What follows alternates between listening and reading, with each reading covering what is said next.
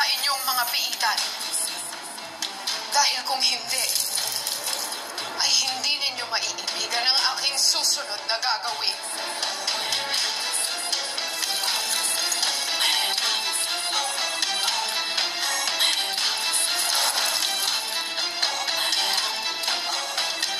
Tayo ba'y namataan ni Mete?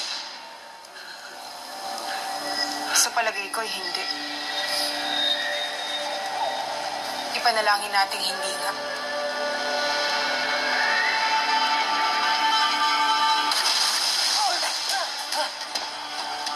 Anak, na!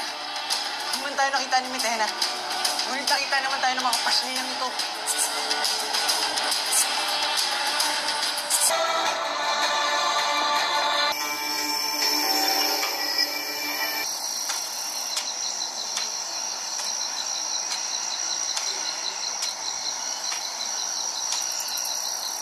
Mahal na sangre.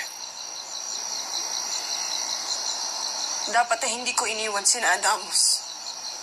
At yun na nga mga guys, nakatakas na ang mga bilanggong sangre. So abangan natin yan sa susunod na episode kung ano pang mga mangyayari sa Encantadia. Thank you for watching.